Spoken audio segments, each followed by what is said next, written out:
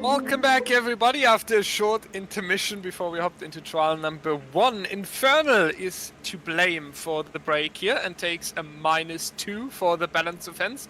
Will make it got banned after a new bug occurred in this game. Chrissy was the offender here, but Slow Cannell is going to make sure that the Survivor team now has a good start once again, because it looked quite good what they put up against Volga in the previous trial. They were spreading out on the top side across the active generators and having the main building there as well, so it would have been potentially a quite long chase. Let's see how this one is playing out.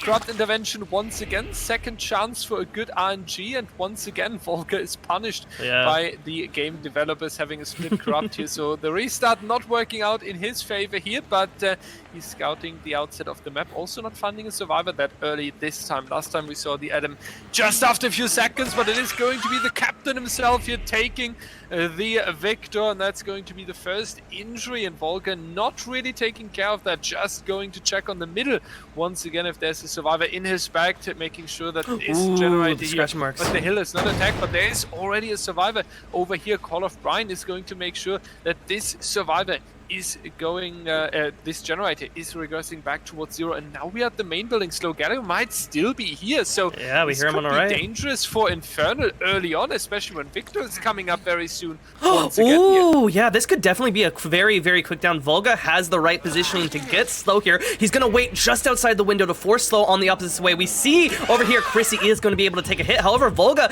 is just going to take it and now potentially either go for Slow or Chrissy. Now has 2 targets to go for. However, Volga is going to have to wait around 30 seconds to get his baby back. We do hear the killer instinct notifying us that there's another survivor nearby this generator, and Volga's going to head over towards there, trying to interrupt it. He wants to keep as much pressure as possible, since he did have that split corrupt, as we mentioned earlier, meaning that he's not going to have a lot of pressure in the late game, because they're going to have a potential to work on any of these 3 gens. Volga is going to head towards the shack side of the map, is going to get the victor back, and now Chrissy is going to engage in a chase with them. However, they're at the water tower. Volga now has to make a choice to try and cut off Chrissy, but Chrissy might have just held W, and it seems that is the case, as there's nowhere to be found. We know somebody's working on the generator near the shack, but Volga is going to continue looking for Chrissy, and now does finally find them. However, they're doing the big shoots, but it's not going to be enough. Chrissy will go down on the floor as we see the first generator pop as well, and some eruption onto play to force some more regression onto those 2 generators that we saw Volga kick earlier. Now Victor is going to try and scout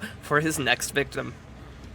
Interesting information there from the eruption, telling us that Infernal is splitting the generators quite well there. We had multiple notifications going off here. Ooh, Chrissy gets up! Chrissy is being picked up just in time before Volga is coming back, but look at this dead zone! Game designers, what have you built here on the bottom left of the suffocation? But this is one of these moments good thing they broke the 3-gen fast. Want to see when you're going into this, and yeah, this is going to be really, really rough for Infernal here. There's nothing to work on the bottom left side here. Really unfortunate, not in reach, this filler pallet here next to the shack. Interesting there, though, however, that could be a strong another setup gen for later. The filler pallet right into the shack window, while Infernal is getting generator number 2 out of the way here. Good efficiency for the fact that Volga was still downing a survivor quite quickly. Ooh, the green! That's going to be Pedro with the nice green, and the miss coming in. More seconds for Team Infernal here, now hopping into a locker, knowing exactly by good communication that Charlotte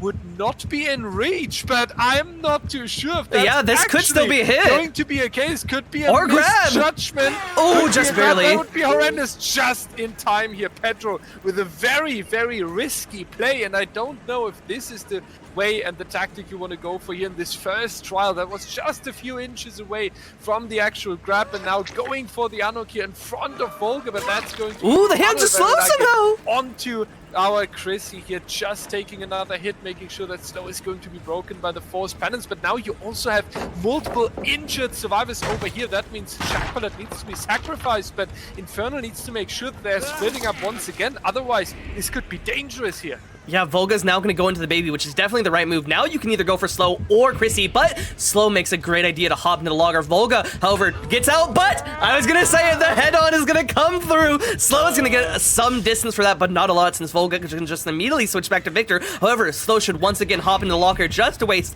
as much time as possible, and now Volga is forced to get the pickup onto Slow. Chrissy is able to make the distance, and now we're going to look at a fresh hook instead of a tunnel, meaning that Volga's pressure is now reverted back to what they had at the start of the game when they downed Chrissy, meaning that we should see either one or maybe even two generators pop, especially since Volga is still on the shack side of the map and hasn't been able to protect that top side, that main building side of the map yet. Volga is going to search in the middle, trying to find a survivor going for the save, but he's not going to find anything as Chrissy, in the meantime, in the distance, will get reset. This is not looking good for Volga as one gen pops, and I expect a second is on its way.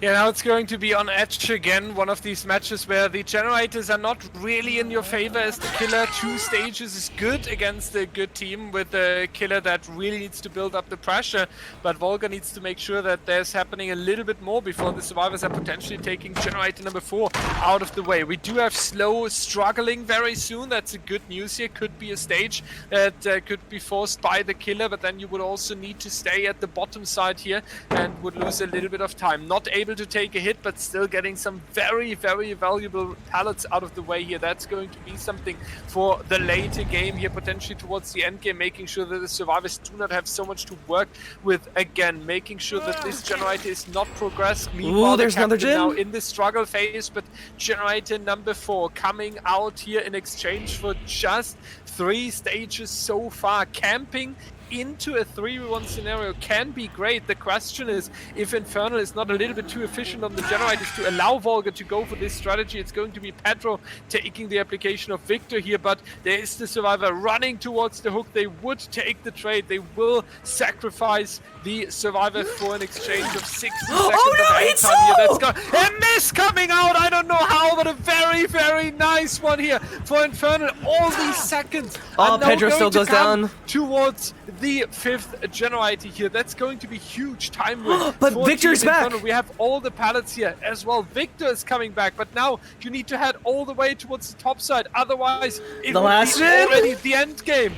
Yeah, and here the end game will start. We see the down onto Pedro, but it doesn't mean much as Volga still needs to get as many fresh hooks as possible, and Pedro's just been picked up with Volga nowhere near around, and the only 2 survivors that we know of, Mordo and Chrissy, are both full health. Volga has to try and find either Pedro or Slow, but you want to find Pedro since he is a fresh hook and we're in the end game. No thing such as no way out right now for Volga, so you're going to have to worry about those doors, and we do find, I believe that's Slow and Pedro, but Volga goes into Victor and it's across the map. Only can injure Chrissy and is now in M1 for the next 40 seconds. Has to play against these 2 survivors, but ooh, Slow makes either a misread or intentional, back and forth there to force Volga to take the M1 onto him so that Pedro, the fresh hook, can get away. The door has been opened. Mordo's here for a body block, and Victor has still not been thrown away. That means Volga has to take just the extra 2 points that Slow will get them, as we see a 3 out from the other survivors, and I believe 2 of those were fresh as well. I was gonna say the 4 out, but no, the hatch was just barely not opened in time. But Slow will take the death there, giving in sequence another 2 points, but only 10 points for your killer there isn't the best result. Only 4 stages total, while you see the other 3 survivors escape. It's definitely gonna be hard for them. Yeah, honestly, first of all, this was a match with way too many risky last-second stuff. Pedro in the locker, almost a grab. Now this 4-man out, almost just 1 second. So that's way too much riskier for my heart. But what a game by Infernal. We talked about it, how difficult it will be. How difficult it would be to stand up against Sequence here, especially when you have such a strong killer coming up like Volga. And this match against the Twins on Suffocation Pit that can also really punish your mistakes and push you into a corner where you very, very hardly break from. That was an insane performance, and Sequence needs not only a perfect survivor game here almost, they need to play way better than the average Twins results here. So actually the favor here after trial number 1, I would say, is pointing towards Team Infernal. Yeah, definitely. We have Sequence on only 10 points as a killer. That's essentially all the survivors only finishing the 5 generators and then getting 4K'd, which, you know, is an average result for survivors. However, for the killer, you're expecting the point count to be higher than the survivors, and Infernal already has 16, and then you have to keep in mind they had a balance offense, so they started with -2, meaning Infernal in this situation could have potentially had 18 points to Sequence's 10. This is definitely a strong lead for Infernal, and we'll see if Sequence is able to beat it back after a short break. Welcome back, everybody, to the second trial between Sequence and Infernal with a 10-16 in favor of Infernal. Could be 18, but there was a balance offense. Excise, IPIC, Swatter, and Seth, the very, very known Sequence roster, facing the man himself. Slow Galio here. The very, very experienced killer on so many kills, we have to say. So mechanical skill is on point there, but the same applies to our survivor team. Just a few names like Excise, IPIC, Swatter from Team Soma, and also Seth, a ton of experience in DBD comp. Let's see what Slow Galio can put up. We had 4 stages in the previous trial, then a -2, so something around 5 stages here should guarantee the win still, because there would be an additional point deducted. Oh, nice start here! Amazing by Team Sequence. This is exactly how you need to play when you have a difficult win condition, when you have a difficult trial ahead of you, when you need to play perfect. Something like this is already putting the killer into Swatter gets found, and I really love it. Gets found here on the edge map, does take the application though, but still a lot of time already being ticking down here, 50 seconds, and there is the shack in reach, so that's going to be a difficult chase here. Yeah, we're going to be on the shack, like Dyer said, meaning that's going to be an M1, but Swatter's not going to take any risks. Going to throw that shack pallet down as soon as possible, trying to get some distance, but isn't going to make much. Slow now has an opportunity here to get it down. They go for a big mind game, and Swatter wasn't looking to the left, was looking behind them probably, and because of that, Slow's going to get some distance, but not enough to make a hit. They're going to be able to make the pallet. However, in the meantime, Victor has got on off the back of Swatter, and now Slow's going to be able to release them once again. This should be a down, and I must say, much earlier than what we saw before, but we saw Swatter with the huge jukes, able to get the kick, but now is going to run immediately back into the loving arms of Slow. Only has this window to play around, needs a body block, and I hear the footsteps to our left. Someone's behind us right now, gonna try and go for the body block as we're going around the shack right here. They have to make the window, however. Are they gonna have enough? Yes, Slow's not gonna be able to get the pokos just yet, and now a body block should be able to come through. However, Victor's up once again. This means Slow's gonna have another opportunity to get a hit. Oh, IPIC, however, right behind, doesn't, or is able to get that hit. Slow wasn't able to get the hit onto Swatter, has to take the one onto IPIC, and now is going to continue this chase, but again, they're wasting so much time. This is so good for them. Another gen in the the first gen in the distance will pop, and now the chase onto Swatter will continue. Slow is going to now go away and get a hit onto Seth, not committing to that chase on Swatter, but the baby's almost up. IPIC, Swatter, and Seth all injured. Slow has a huge opportunity here to snowball, but the survivors aren't wasting any time. Another generator in the distance does get popped, and Slow now gonna activate Victor. This is the opportunity that he needs. He needs to get at least one down here, but ooh, the survivors aren't gonna get hit once again. Swatter in the distance will get healed. Slow needs it down now, and he needs it fast. He's gonna need to try and snowball off of this, but Seth just doing so well. Hops in a locker, and now Swatter nearby, potentially to take a hit before Slow is able to get the grab, or is probably going to run away. Yes, they're not gonna have enough distance, so the grab will come through, but it's gonna waste even more time for Slow, and this is exactly what we needed from Sequence. Oh, a locker slave with the firecracker attempt does go through, but it's not gonna be enough. Oh, just barely. Slow will stay holding on to this first hook, finally getting the hook now onto Seth. This Sequence is so beautiful to watch when they are really, we could say, activating and really playing their best. This is just really insane to watch, and Slow is going to feel the pressure. Yeah, rising up. This is now the next survivor who's potentially taking an injury. Sequence needs to make sure that they're not becoming too confident here and taking too much risk, because Twins are the strongest when there are multiple injuries across the board. So please be careful there. Ooh, Excess on the locker. survivor side is one advice from me, but they are going into the locker, wasting more time. So could this be head on? Make a pick. He is going for the potential locker grab here. That is going to be an unhook in the distance. Is it going to be head on once again? No, it's just in time. Access is being pulled out of the lock here. That's going to be a little nice time addition for the Survivor team here. But on the other hand, with a win condition like that, it's also going to be a fresh hook.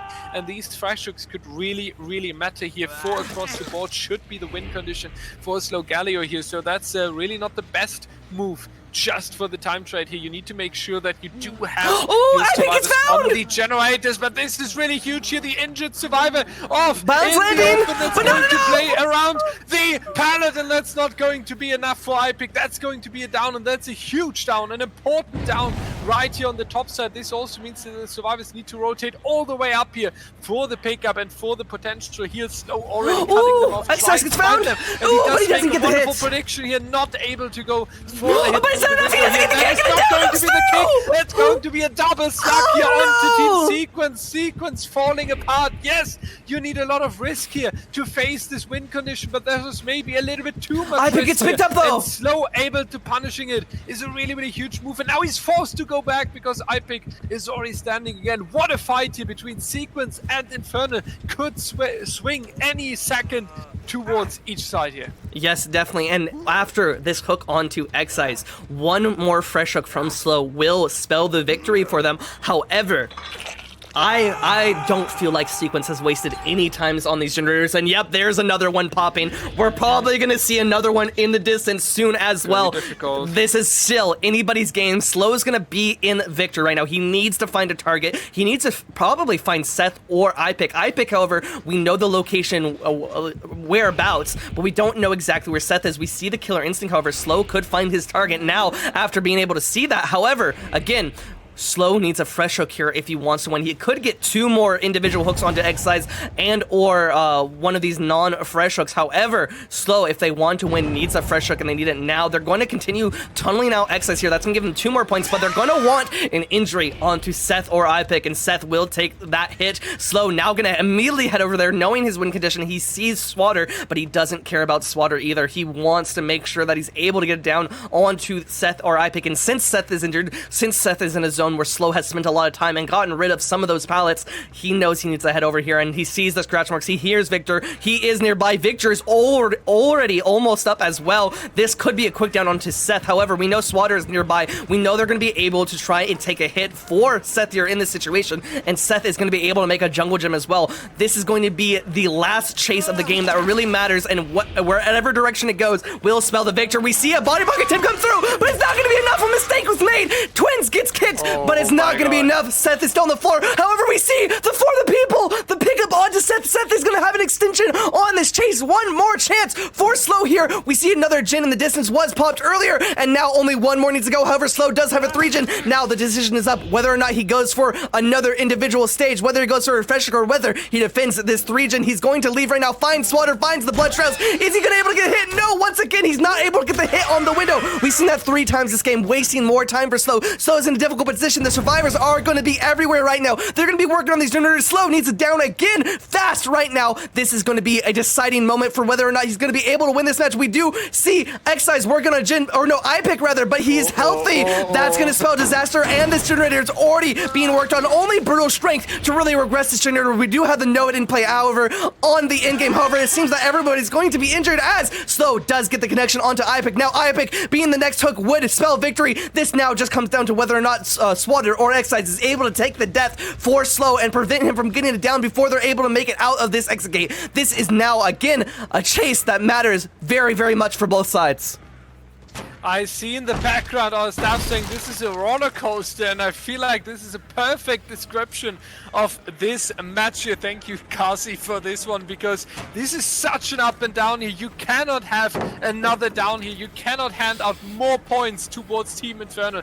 But you have a generator. You have a no one escapes. Ooh, the bounce landing! You would need to counter. Very nice balanced landing here as well. Slow is building up the bloodlust as well. There's going to be a body block coming in. But no one will be able to kill Seth. A 99 generator here.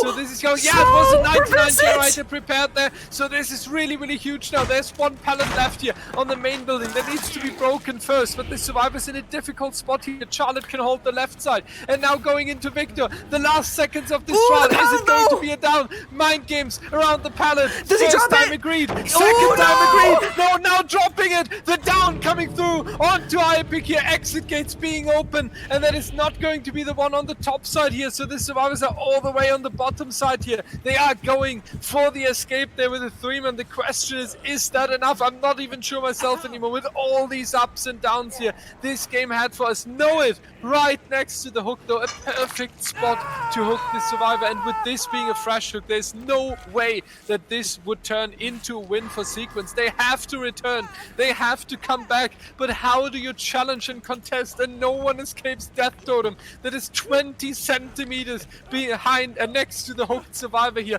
What an end game luck for Slow Galio. He worked for it though, he deserves it. Very, very nice down here on the top side, and now making the most out of it with the know-it location and the hook here. Good play by Infernal's killer. This is exactly what you need from your captain when you need him the most in the end game here. Sequence very likely going to try, because if they would get 4K'd, it wouldn't matter due to the set point being handed out and the score going back to 0 here. But what a game, and if this is how we play the Plague set, or potentially this end game, because they are going to come back, I think, then I'm all in for that. Oh no, it seems they are going to try and take the escapes. That means IPIC will award Slow the full 7 points and give the win to Infernal here in this first set. A roller coaster was definitely the correct way to describe this. And now, with our final score coming in of 31 for Infernal and 26 for Sequence, this was one of the closest games we've had here today. So, such a great game, so exciting, such a back and forth, such a fight all along, from mind games to tactics to pressure, everything DBD Comp needs and everything DBD Comp is all about. So thank you so much, Sequence and Infernal, for this amazing set number 1. Congratulations, Infernal, on your first set point here, but you would need a second, and I'm very sure that Sequence is not going to give that away on the Plague. We are staying on the Suffocation Pit, ladies and gentlemen. We are just making sure that we are having new settings for the match, and then we are going to be right back for you. Welcome back from the break here. One thing we need to talk about. Teams in DBDLeague have 5 minutes to ready up, and Sequence was taking exactly these 5 minutes. They had stuff to discuss. They had a tactic to plan. They had to make sure that set number 2 is going to be played perfectly here versus Slow Galio once again, who just took the win after a phenomenal game on the Twins here. Axis, IPIC, Swatter and Seth, the same roster for Team Sequence once again here, but the same dangerous roster with a 5-minute tactical meeting in the break here. So let's see how this is playing out. A good generator setup on the top side for Slow Galio, even though the Corrupt Intervention is once again having a split here. Quite surprising how many splits we have today on this Suffocation Pit here. 2 generators towards the bottom side, so if we would count the mid-right gen, head on! That means Slow Galio has a 5 gen on the top side, and Sequence starts this the exact same way as in the previous trial here. That's going to be another head-on here, but that is also going to be the price of the infection for IPIC here. And Nia is getting spotted out as well. That's going to be the second infection, just 50 seconds right next into to the a game pool here. too. Not an optimal start for our survivors here. The pool right there as well, but now you can work around this pallet here. Wait until Seth is potentially fully broken, but no. Slow knows about his very, very good start here and wants to take the power for early on. Not the best start for Sequence here. Yeah, if he's able to get an injury or potentially even a down here in his Corrupt Intervention, he's going to have a lot of pressure, as well as another pull in this area if the survivors want to come and get in for that save. Slow's going to use that bamboozle to his advantage right now, trying to cut off the window. We saw that the Shack pallet was dropped previously by IPIC, I believe, but maybe we saw what's that one perk that lets you pick it up? I think maybe that potentially is what we saw. I believe I remember IPIC dropping that, but I'm not sure. Maybe I'm just going crazy. Maybe we see an any means necessary coming through, though. That could be a play coming here from the survivors. However, the injury onto Seth will come through. We see IPIC in the distance being broken, but ooh, that's so heartbreaking. If Slow would have just waited a couple more seconds, he would have gotten the down onto Seth with that Corrupt. Now has to play around this pallet gym, which is notably hard for the Plague to try and get a hit over here, just because the survivors can hold around as much as they want. But Seth takes makes a very risky play and goes and holds W around that tile, and Slow doesn't expect it, and I didn't either, and because of that, however, they're able to make the distance and wait out that Corrupt Purge, but it's not going to be enough, and Seth will go down to an M1 instead, being the first hook and being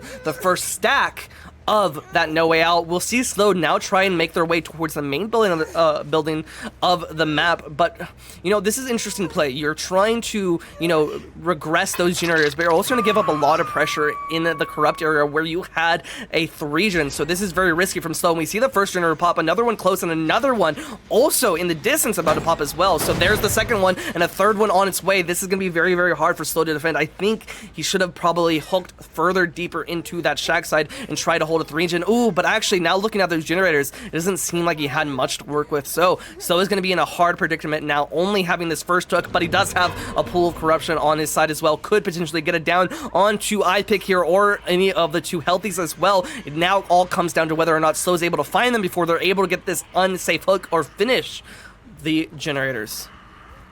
Yeah, let's have a look how this is going to turn out here. Slow also with the difficult choice once again, right? How long do you stay on the hook? Do you really want to confirm the Survivor's second stage? Yes, it's amazing if you force the 3v1, but here's someone hiding just behind your back. Will they actually be able to pull something sneaky? That would be so huge, but also so risky because the power is around here. I do believe Seth is going into the second stage. Yeah, that's confirmed. Very, very huge for Slow Galio now, and Swatter also losing time there, not being on a generator, lurking behind the tree, and iPick is going down relatively quickly as well, so it's going to be just an exchange of the hook stages. Yes, that's more hang time here, 2 minutes for iPick now. Yes, that's going to relieve the pressure on the generators a little bit. We have one down here on the shack side with 80%, but overall, Sequence still has the same jobs to do. They do need to go for the unhook. They do need to debate if they are going for a cleanse or if they're staying injured. Axel at the moment the only healthy survivors, so the homework for Team Sequence is really, really huge and really, really a long way to go here. The next survivor already in the chase. Meanwhile, iPick is getting saved, and now we would need a part in the mid game where Sequence is able to put up a longer chase and make sure that Slow Galio is busy for a little bit longer. 2 survivors around here, 1 generator on the shack side is now going to be completed, but who is the next survivor that is in chase? Who is going to be the next one that is going to be attacked? And Slow is going to leave all these survivors knowing that there's one survivor down here in not the best position, but that is first quite risky. Second, he's able to sneak by time taking, but if this is really going to be the trade-off. Yes, you do get the power, but Sequence has time to also split up and potentially hide out the power here. So this was a risky move by Slow Galio, and I can only hope for Team Infernal that this one here is paying out for him. Yeah, Slow's definitely going to want to get some value out of this power. We see a generator next to us being worked on. We know that iPick was working on this one in the top left. Slow could potentially find another survivor here using that bamboozle to block the window. Now probably going to break the pallet. No, instead just going to head over straight towards where this gen is, but he won't be able to find a survivor. 3 survivors are broken right now. Xi is the only one without any sort of infection. They could potentially go for a full reset here in the end game if they wanted to, but first they're going to need to try and crank those gens. Slow is going to try his best to find one of these survivors, but they're doing a great job of hiding around. We see iPick is nearby, however, could be found out. Swatter has made his way all the way across the map. Seth in the basement, and Xi is also making their way across the map, but iPick is eventually found. We see the flashlight tech going to come through, the little crouch with that flashlight to try and fake out his hitbox, and now Slow is gonna finally get it down, but iPick able to waste a few precious seconds. And it's important to keep in mind, this isn't a fresh hook. This is going to be the second hook on to iPick, meaning that this is only gonna be at 2 points instead of the 3, and you're not gonna get a no way out stack. This is gonna be very, very dangerous for Slow in that end game if he's not able to get more of these stacks coming through, and Slow is gonna need to be worrying about these generators, not just this one, but also the one that we saw Swatter working on next to that, I believe it was the water tower. So Slow is going to need to make their way over there and interrupt that if they don't want it popping very, very soon. And there it goes. Yeah, it's going to be such a difficult one here. Only 1 generator remaining.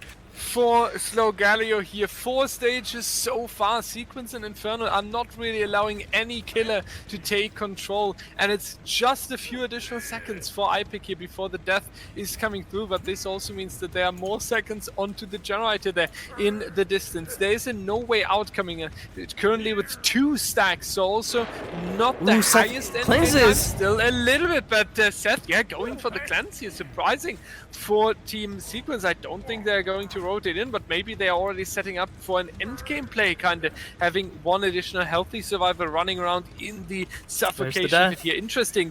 We are going to find out what that means from Team Sequence very soon here. 5 stages now, 3v1 scenario, and they are not getting generator number 5 done. We do see a little bit of progress over here, but it's not that close to completion just yet. So Slow also knows that there's a little bit more time, and that is a beautiful 99 sprint burst with a little bit of patience as well, making sure that Slow has no chance to take over. But Slow is going all the way back here, once again taking the power, once again wants to force the survivors into hiding out the power. And even if you don't down anyone, if you kick the generator and force them with your power to stay hidden, you still take a ton of regression and potentially pushing the generator towards 0.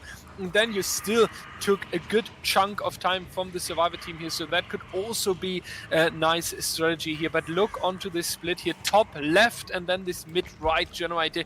Could be worse, but could be a lot better. Swatter once again lurking in the distance, same as Exercise here, making sure that they have the perfect moment and the perfect eyesight onto the killer here. Next cleanse coming through once again on the bottom side. 3 healthy survivors now.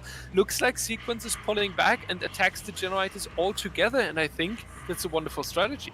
Yeah, but Slow, I think, is immediately just going to head back to where Swatter just cleansed to get their power back. That potentially could put them in the same situation that they were just put in. However, we saw Excise was hanging out near the generator that Slow checked in the top left. So, once again, that is going to be, mean that Excise is going to have a lot of opportunity to work on the generator if Slow goes all the way to the top to try and get that. But Slow is being smart here. He's going to play for the regression, is heading back to the top, and Excise hasn't touched it. Instead, we're going to see Slow puke on that. Swatter touched the gen that Slow puked on earlier to prevent a survivor from working on that without his knowing. Now knows that a survivor's over here, heads immediately straight back there. Slow is going to try and look for Swatter. However, Swatter should have left long ago. And yep, we're not going to see any scratch marks. We do see a bird, but that's potentially from Slow as well. So Slow is now going to have to search for another survivor. Excise hops on a generator. We see the infection start. Slow should know that too, but he finds Swatter near here as well. I believe Swatter hasn't been hooked yet, so this could be huge for Slow. He's able to get it down,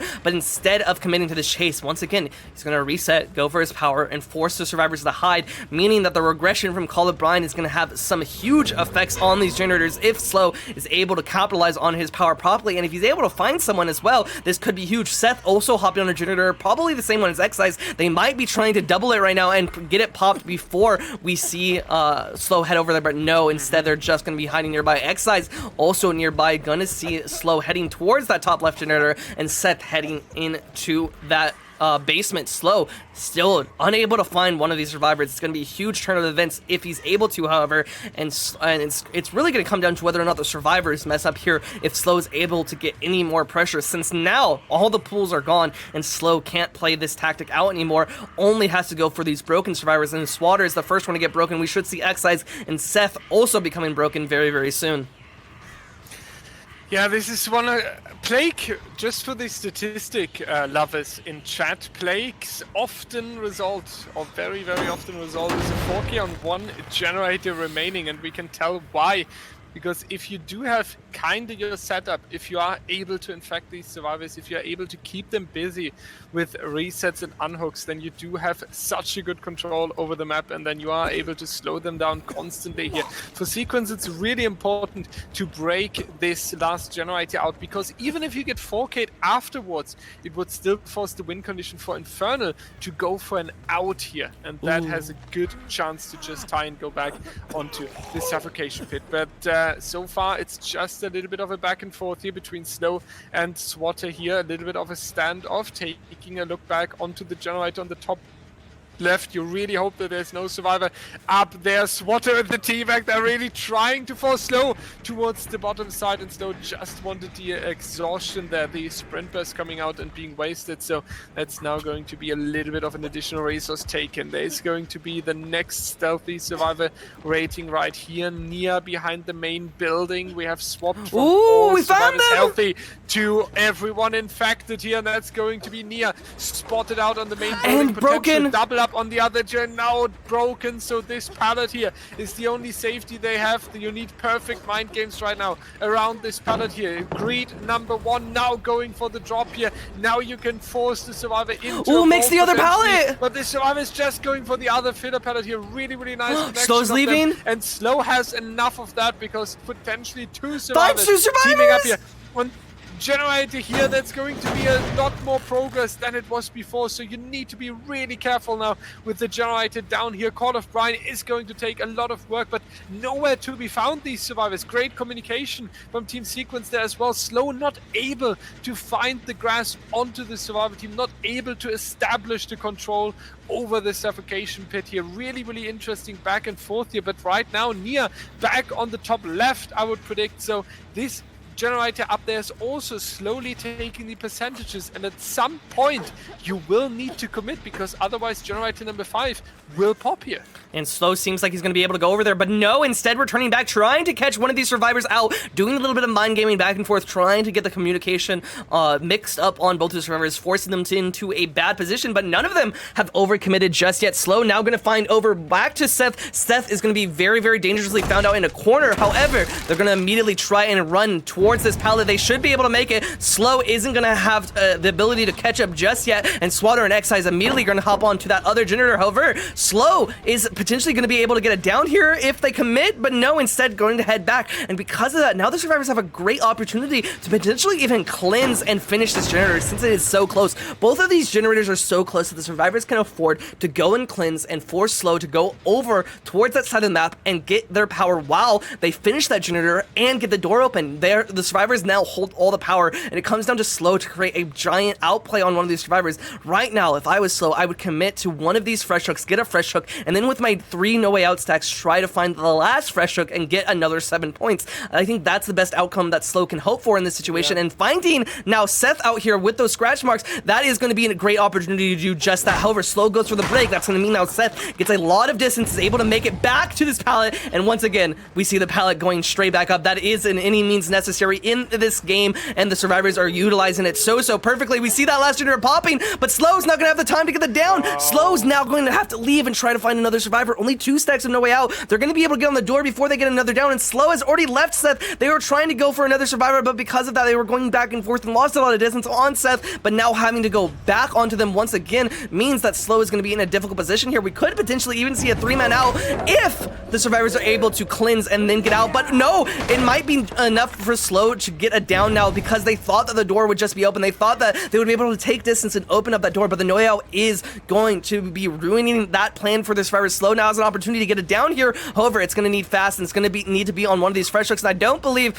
I believe Excise hasn't been hooked yet, so this could be a great play for them. Yes, Excise hasn't been hooked. He is going to be one of those fresh hooks, meaning that we could have a great opportunity for a chase here. Now, it all comes down to whether or not Excise is able to get out here or potentially wait for his survivor friends to get a cleanse and be able to get out there. We see the Lyth coming through. That's going to give him a little bit more time. Slow is forced to break the pallet. Now is able to make it towards that shack side. Excise has a lot of distance. We see Seth in the distance. He is going to be able to get that cleanse. We could see a body block coming through, and now all comes down to whether or not Seth is nearby before Excise is going down here. He makes the shack thanks to that hope, and now is going to be able to play around this window. A door has been opened. This is the last fresh hook. You want Seth to try and take this down. I was calling him a freshman. In fact, he was the only person who had 2 hooks onto him. So because of that, Seth is the only person really that you want to have down right here in the in-game. Excise is making a lot of distance, and Seth is right behind him. This is going to be the 3-man out unless the survivors mess up here. Slow has the potentiality to use this pool, but I don't think there's enough time. Yeah, Slow goes for it, but the survivors have already made enough distance, and that's going to be the 3-man out. Great, well played in the in-game there from the survivors. What a run, right? From the filler pallet all the way towards the shack. Then Slow being forced to close it and wait on the hatch, and then all the way back towards the exit gate with so less resources, with such a pressure on the shoulders 2 times around the entire suffocation bit. This was so huge by the survivors here. That was a huge run for Slow there. In the end, he was really put on a juice, and this is going to take down Infernal a little bit, I think, because Good Day, in the mid game you talked about it, right? There was the position where the survivors were deciding how this game is going to go.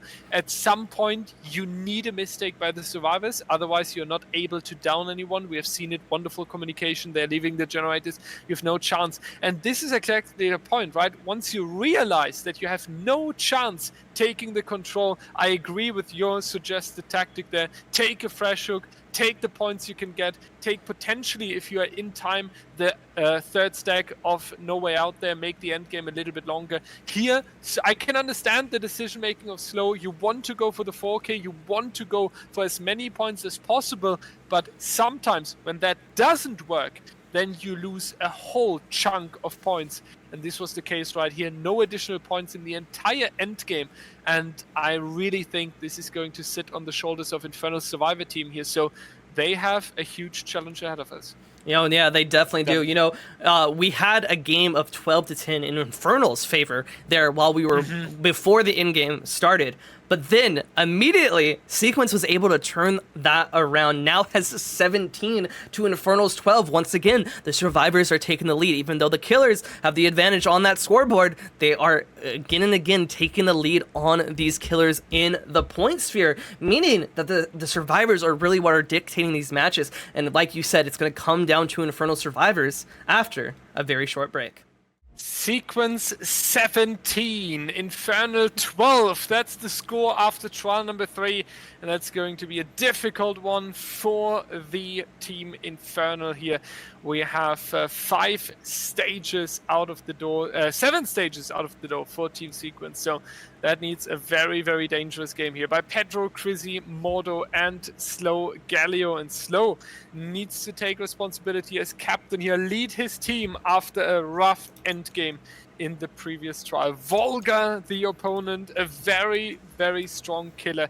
He knows how to play literally everyone across the roster. He has seen so many things in competitive Dead by Daylight, and he knows an answer to every single tactic and gameplay. Our survivors just stealthing around here, checking out the suffocation pit, trying to see where the generators are split and where they can potentially attack first. Mordo here going to be really careful. Slow already approaching towards the top side, and there's Volga now in the mid section, this time with a beautiful corrupt on the top side. Another generator here on the left side, so that's a beautiful forge, and this time after horrible RNG in the first and second game against Team Sequence here. So let's see how he's going to make that work. It's going to be a puke onto the pallet here, so that shouldn't be a drop. Ooh, the hit! We take the M1, but the M1 is the preferred choice because that can be healed while the infection would lead into the broken status effect. But Volga, knowing that he has only to put up 6 stages here and has the power already with an injured survivor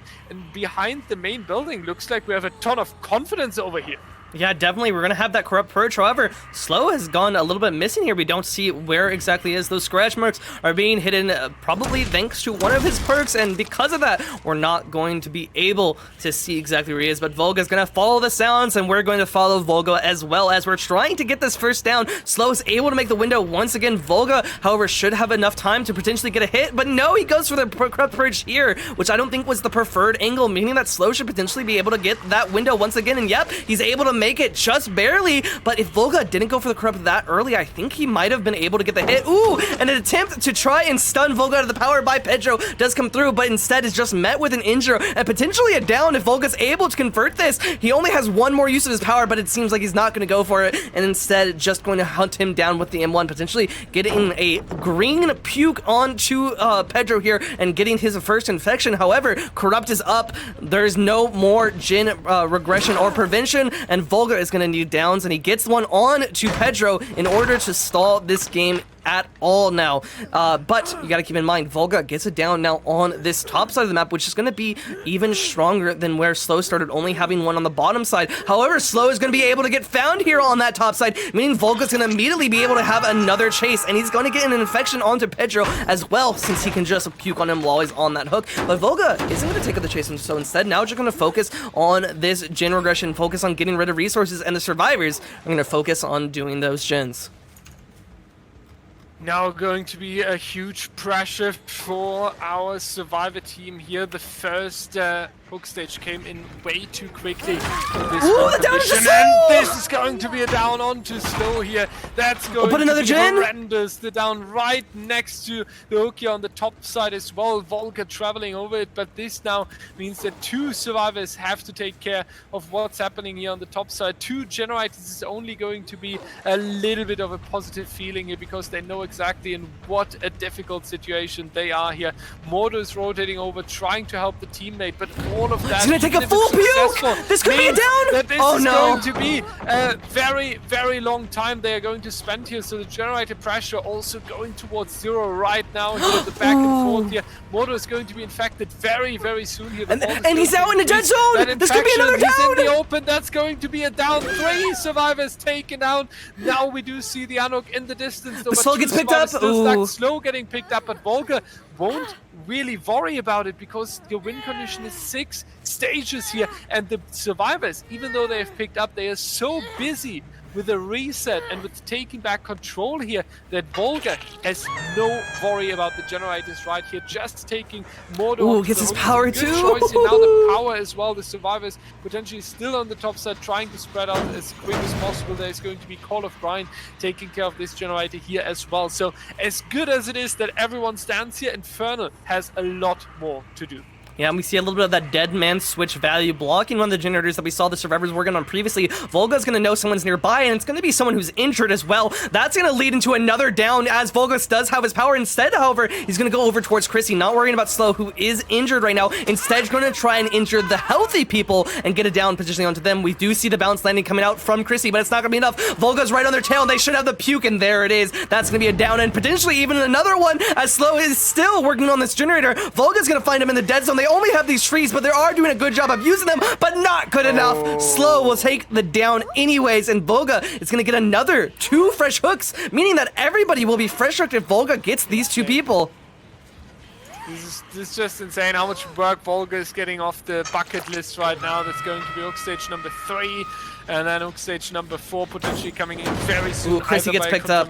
Chrissy is being picked up though, so you could also go for the confirmation onto Slow at this point, because the generators have been slowed down. You would have the time very easily to go for a full camp on our right survivor, but we know Volga and we know his experience, so he's definitely going for more. Also because if we go into a tiebreaker, you would really like to break the confidence of Team Infernal. So let's see how this is going to play out here. All the mind game around the locks, and that's it's gonna go through. Oh, it is working out. Chrissy trying to go for the stun here, not aware that the Plague is already close by. That's going to be a slug, and Volga just going back here. I think Volga is aiming for a 4K on 3 gens. Yeah, he's going to try and out for the slug. However, Chrissy is going to have the opportunity to get picked up here if Volga isn't careful. He's going to try and potentially get another survivor injured, but the survivors are going to be working on these generators. We see one popping right now, and Pedro previously did cleanse himself, meaning that Volga has another use of his power soon. However, if Mortal gets down now, it's going to be all up to Pedro and whether or not he's able to get the save onto Slow. Slow also is going to be hitting that second stage, I'm pretty sure, or no, he's already in that second stage? Why isn't his bar moving? That's the question right there. I think it just was lagging a little bit. That was weird for me because I thought that maybe he potentially was hitting that second stage. But yeah, the game is definitely bug-free. We'll finally now get the hook onto Chrissy, meaning that all survivors have been at least fresh hook, and Slow is on his second stage, meaning that Volga has either already won or needs one more hook here to win it out. Such a difficult position. Well, we talked about it when Sequence had 1 generator left, but now we have 2 generators still standing, and also the progress onto these generators is way more difficult here. So a really, really difficult one. Deadman switch about to end was just making sure that these 2 generators here on the top side that are most far away from the hook, can also not be attacked here at the moment. So Volga also with the time on his side and knows exactly that there's a Mordo. No, it's going to be slow. Galileo behind the main building here. Nice dodge coming out, but now the mind games around this pallet. Will he be able to make that successfully? He does. This will be the death too. Into stage number 6. That would mean that Volga this pallet's done, but it's not. Team It doesn't go Sequence here through. not coming out. Things are not working out for Team Infernal in this trial here. They are really trying, they are really fighting, but things are not working out, and I really hope that they find a break free from this, because also Slow Galeo's end game as a killer didn't work out. The survivor game looks way less confident than in set number 1 here, so I really hope that it's not a negative dynamic onto Team Infernal here. Running into the open is going to waste time, but can't avoid hook stage number 7 coming in just a second here. At this point, I have to say, it would surprise me if Infernal does get the full out here. However, I think it would be even more important for them. Yeah, you know, for their ego especially, you know, going to that next Spirit match, you're going to be on a very, very tense platform right here. You're going to want to make sure that your survivors are able to do as much as possible, as you're going to immediately play with those same survivors coming up after this match, since Team Sequence will be on the killer side once again. We see Chrissy being saved. The survivors all are broken right now. Volga has all the opportunity, holds all the cards right here, and will find, I believe that's Pedro on this filler palette, is going to be able to use that brutal strength to try and zone them towards the edge of the map, but no, instead Volga's just going to try and hold W around it. But we're going to see Pedro coming out with a little bit of a sprint burst to try and get away. They're going to be able to make one more pallet, but it isn't going to be enough. This is a 4 wall, meaning that it's going to be very, very hard for them to play around it, and because of that, Pedro will be able to get down here from Volga. Another survivor going to take another hook, and 2 more survivors are the ones remaining in play right now, and both of them are going to be broken. They're going to be wanting to work on these generators as fast as possible. We see Chrissy on 1, using that resilience to the best of their ability, and I wouldn't, you know, doubt that Mondo as well is also going to be on 1. But that dead man switch, you know, it was a weird perk in my opinion to bring into this match, but it's having so much value against these survivors. Able to, you know, Volga's able to scare them off because they're broken, able to scare them off because they're in their power, and because of that, it leads to so much potential for them to just, like, you know, be able to sit around these hooks, knowing exactly where the survivors are, knowing that they're not able to work on the gens that are important to them, and because of that, Volga's able to get so much pressure on that. Now finding Chrissy, Mordo is nearby the hook though, so we should be able to see the hook coming through here soon. Chrissy, however, should be able to get it down, or should be down here fast, and that would mean the death. However, a filler is going to be able to save them, give them an extra few seconds. Chrissy is going to be very, very hard pressed to try and get away, as Pedro is saved a few seconds before death. Mordo and Pedro are going to try and crank out these generators, but Chrissy makes a wrong read and will go down because of that, leading now to a death on their side. Volga holds all the cards in the situation. Once again, Chrissy was the only potential way to switch that for the survivors, but now the death comes through, and the survivors won't have enough time to pop 2 generators. They could potentially, however, still pop 1. Volga is going to be in such a good situation. However, they see another survivor working over here. The filler palette has been broken. The only thing that Pedro has to his name right now is that sprint burst. Mortal is also going to be nearby. Pedro runs away with that sprint burst, but a 4K is all but inevitable right now. Yeah, the 4K is going to happen here. Final run for Pedro, and if you would make it a good one, that is exactly the needed one for your motivation, for your confidence here before going into the Spirit set, because I also think that Volga would play the Spirit straight again, so our killer for Team Sequence on a huge confidence right now, and you really would like to break that. Nice whiff there by Volga, and trying to catch the survivor, and he does that with the power here for the best finisher possible. So not having any mercy onto the survivor here, trying to puke through the window for the montage, and going for a trick shot as well. All of that able not body going block to help out, but now able to body block it, and that's going to be the down onto Pedro. Really insane game by Team Sequence. 1 generator standing here with the 4K, and Volga is going to take such a confidence out of this. So the tiebreaker definitely going to be Sequence on the wave, riding the good confidence here. Our survivor already going towards Volga and just making sure that the game ends as quick as possible. They all want to hop into the tiebreaker here, but I really think that Sequence has the better chances right now. Yeah, you know, we were talking about how Infernal was barely able to squeak away that Twins set. You know, it was a very, very close back and forth, a roller coaster, as we put it. But now we're having a dominant performance from Sequence here on this Plague set of 45-20, giving them a very, very hard or well won rather set lead here, or set win right here. And going into this Spirit match, they're gonna have a ton of confidence on the killer and probably a ton of confidence on the survivor as well. So it really comes down to whether or not Infernal is able to, you know, we were doing 2 matches of endurance. Now you need to do a match of fury. You need to come through right here with the Spirit, get and with your survivors, and get this trial done as fast as possible on both sides. You want to do as well as possible, as quick as possible against Sequence's killer, and that's going to be a hard ask after you've set up such a hard loss against the Plague right here and had to play 2 very, very slow back and forth games into now what's going to be a very, very fast game. It's going to be a very, very big switch up for not only Infernal, however, but also Sequence. So it's going to come down to whether who's able to really adapt into this scenario. Yeah, adapting this scenario is going to be really important, and they only have a few minutes here as we're already setting up the lobby. So you need the perfect speech, the perfect tactical plan, and then you need to be able to execute it. So what we also test is the flexibility on the survivor side and their mechanical skills. So let's see how this is playing out. 1-1, ladies and gentlemen, between Sequence and Infernal after 4 trials. We need to break it, and it's going to happen with Spirit on the Rackers Yard. We'll see you after a short break.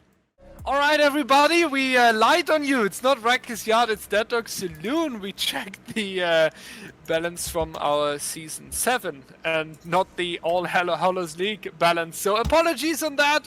I was having in the back of my head that we picked a very exciting map for the Spirit and changed things up a little bit here, and it is the Dead Dog Saloon. So apologies for the lie, ladies and gentlemen, that's on me, but the Dead Dog Saloon is already going to offer a very potentially for the people coming up. Interesting play here, so that's going to be Slow, the one that is potentially going to chase, but Volga isn't really impressed by that move, and it's just going to execute what he can do the best, and that's going to be but not quick injuries. No, Dead Hard coming out here for Slow, still making the vault though. Very interesting move there, but that's a very, very quick down here, and once again, not exactly how Infernal wanted to start this.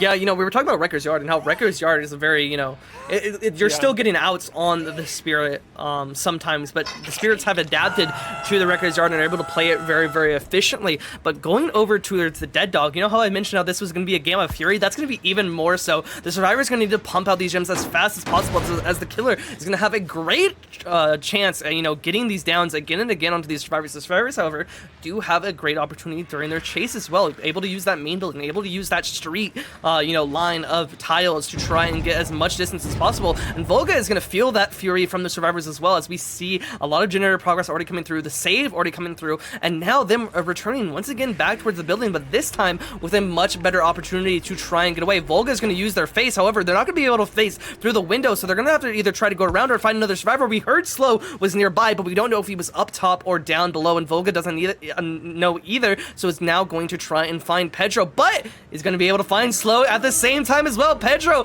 transforms into Slow Galileo, Adam into a Claudette, and because of that, Volga is now going to have a great opportunity at tunneling up the Survivor. The Survivors of that are not Slow right now need to try and get as much pressure as possible. We're going to see Slow hopping into the locker there, maybe, you know, even an attempt and maybe thinking some deception is going to come through, but a decisive strike is going to buy a little bit more time, and Slow is probably going to be able to make this window if they make the fast fall, but that's going to really come down to whether or not Volga is able to get the hit. No, it's not. Slow able to make that fast fall, doesn't even need to use the Dead Hard, but now has the opportunity to, but no, doesn't go for it. Instead, now the down will come through just a couple of seconds later. However, those couple of seconds are going to waste as much time as possible. We see the attempt for another pallet save, but it's not going to come through. Once again, Volga able to avoid it by M1 and also getting an injury onto Pedro. However, in the meantime, the Survivors are able to finish another generator, but Slow is now on their second hook. Once they get unhooked, they're going to be able to get killed by Volga, and it's going to turn that into a 3v1 game, which is going to be very, very, very bad for the survivors, as once again, we're playing on Dead Dog. This is a very fast map. You need to have a lot of gen pressure if you're going to be able to compete with the killer's pressure in these chases. Slow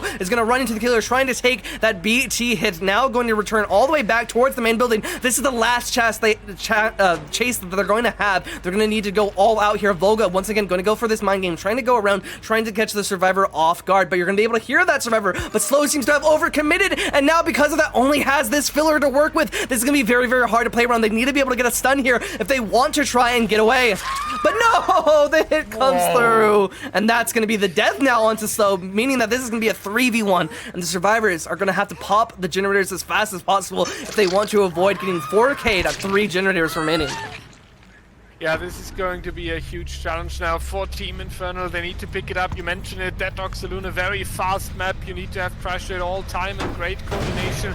Going to be a kick here with Call of Brine on this gen on the gallows. Now we're going to check around if we can spot the next survivor, and that's going to be the case. Chrissy here on the top left side in the open has the generator and a few we'll take pushes it to work with, but that's going to be the injury. Pedro injured as well, so only Mordo remaining as a safe survivor here. Is it going to be a quick down once again? The phase towards the shack is doesn't seem so. His target not going to be the case. Another Gen 2 by Chrissy, and there's generator number 3. So Infernal is picking up, and Infernal is doing a really, really good job here at the moment, struggling back after Slow Galio was removed very early from the trial here. But these little things, like this pallet save, for example, not working anymore, could be a sign of the pressure that Volga is applying onto the survivor team here. Will they get this generator? No, the survivor already left the area, but this one has a good amount of progress as well. So we are moving close to generator number 4 even. So if they pull together, potentially even going for a full reset,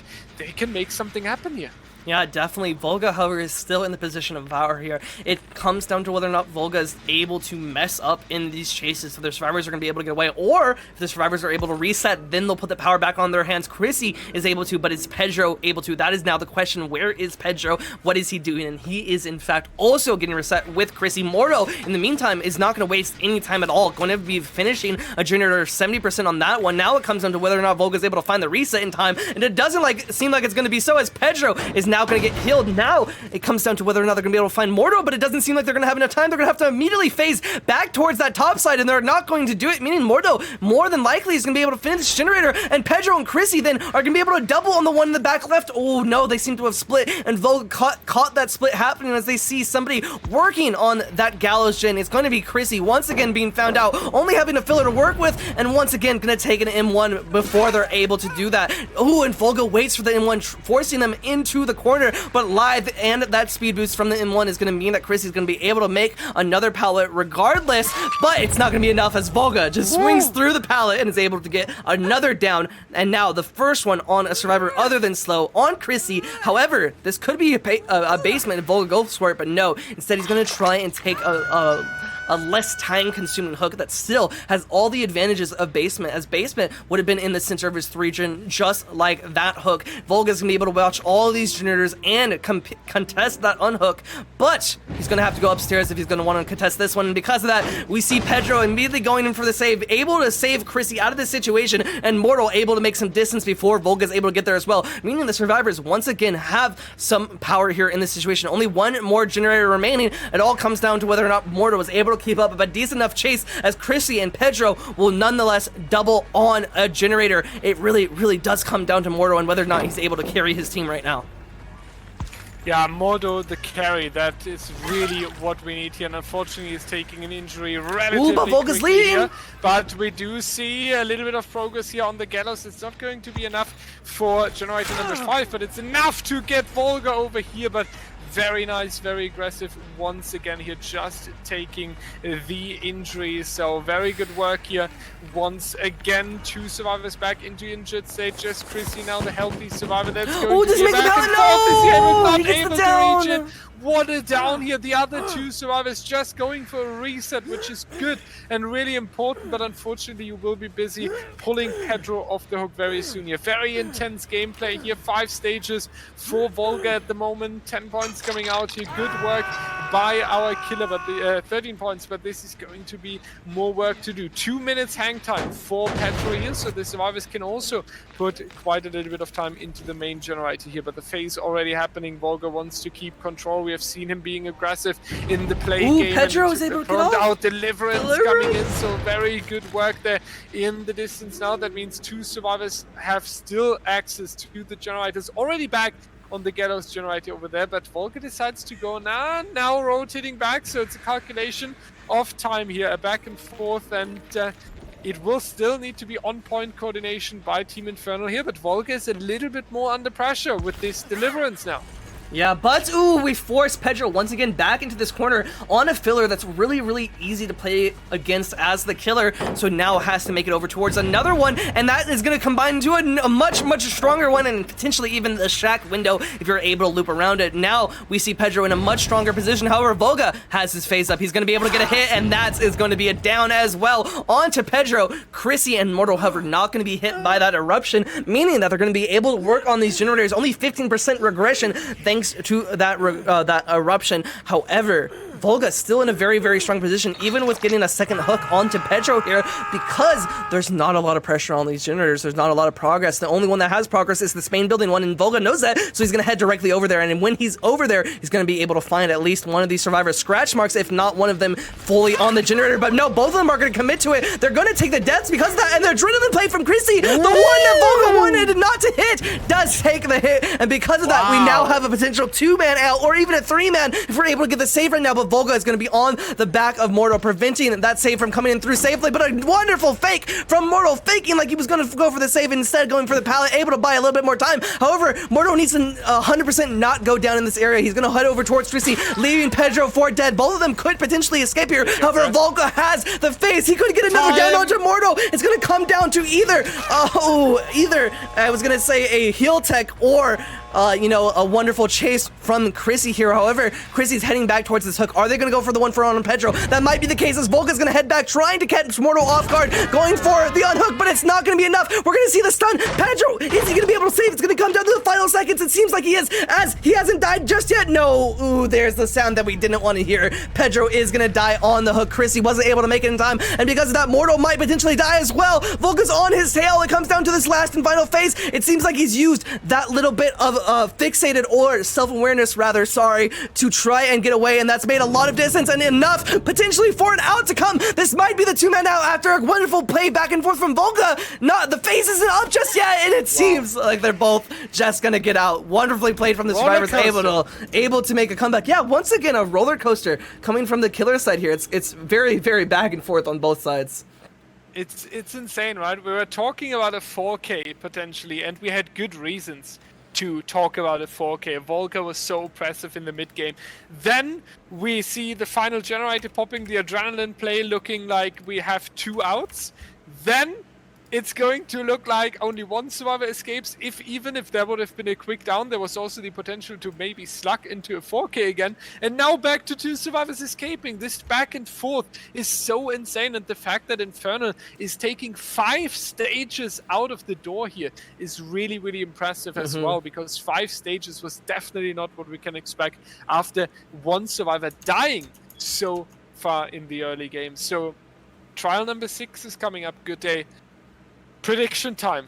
Well, okay. Who do you think is going to win? This last round was the closest one that we've had today, 17-15. Yeah. And also, importantly to notice, the first game where we had the first set on killer lead to a lead in points for said killer.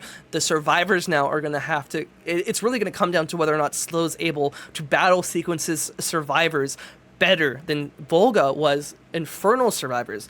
So, we talked about this earlier, right? During that initial campfire chat, we were talking about how Sequence has a little bit of edge with the roster. Just the sheer potential of their survivors is a little bit better than Infernal's. And because of that, it's definitely leading into Sequence's favor. However, if we see a similar game to what we saw in that first Twins game, I think that Infernal definitely has a shot to take this. Yeah, it's going to be a big one here. I see Sequence with the huge chance as well here. On the other hand, Infernal tried so many things and they didn't work, but at the same time, they still had a surprise, even against the odds sometimes. So they would deserve it as well. It's so hard. I wish they tie again. And keep us here for another 12 years. But we're not going to keep you guys on a break for 12 years. We'll be back very, very shortly. And it all comes down to this. 17 sequence, 15 Infernal, 5 stages were out of the door, so we need 6 stages out of the door now for Team Sequence here. Excise, iPick, Swatter, and Seth against Slogalio. Once again, the team captain of Infernal playing all 3 kidders, same as Volga. On the other hand, Volga, however, not on the Survivor roster here. It's going to be the very, very strong Sequence roster that was playing so good in the previous set on the Plague. So they are carrying their confidence here into that final trial number 6. Let's see how it's played out. Slow here next to the shack, trying to scout the area a little bit around the gallows, hoping that there would be a survivor back here. Split crop once again, but the survivors won in the main building, and one was actually close by, but Slow not catching them. So good stealthing here at the beginning, wasting time from the killer. Slow now catching the survivor in the main building, potentially going to hunt them down, but this all costed 30 plus seconds already. Yes, you do remove this resource up here, but the survivor is already gone. That's going to take more time to search for them. So overall, we can already say that Sequence has a little bit of a better start here.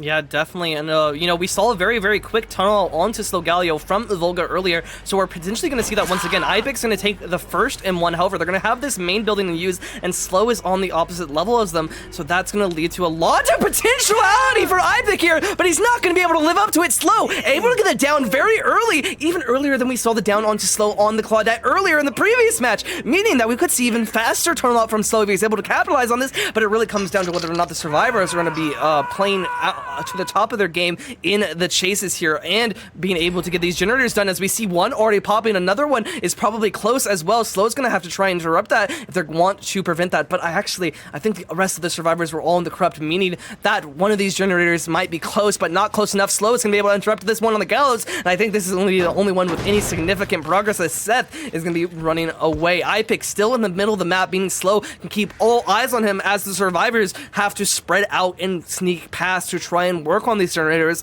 or potentially get in the save.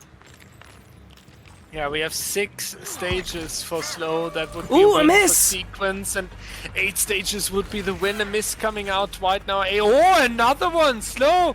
Keep it chill, my guy. The 110 too strong? Yeah, a little bit too strong here. That's going to be Dwight dropping this ballot over here, potentially. Makes another one. Time, since he was holding W, makes the next one. It's going to be nice ball, but it is going to be the down onto Ipic here. So that's a quick one. Just the DS again. The survivor back onto the hook, but is slapped with the D strike. It's going to grant it should be another down though. Of distance, because this new update. Does he make a shack? I don't think he makes it a shack. He's going to make sure. He is actually Slow, not even trying to swing there. Well, doesn't want to take the risk. Is happy with just removing the shack pallet from the trial.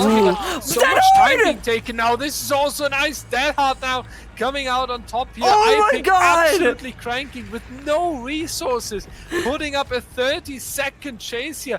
What an incredible move. Ooh, finally the down will come through. However, Ipic was able to waste so much time for Slow here. Another 2 generators should be near popping. Seth was working one on the gallows. Is that one going to pop? I don't think so, since Slow was nearby this whole time. However, another one should be being worked on by these survivors. Here's one with Swatter, already almost completed. Here's one with Excise, already almost completed. And here's one with Seth, almost already completed. This is a bad position for Slow to be in. This could be three generators popping all at once. There's one. Where's our second? And where's our third? That's all we're waiting for. It seems like Seth has left his, however, so Slow is successfully able to interrupt one. However, it's the one on the top of the floor. He's not going to be able to defend it that well. Another generator should pop right now. There it is. And Slow now has to sit up top here, watching his survivor on the hook and watching this generator if he wants any semblance of pressure here. Ipic is about to die, sitting on this hook. Another 30 seconds will need to go by before that happens, however, and Excise, Seth, and Swat are all healthy and all able to go in for the save if they need to, so Slow is definitely in a dangerous position. We see Swatter coming in for the save. We see Seth also here, ready to take a body block.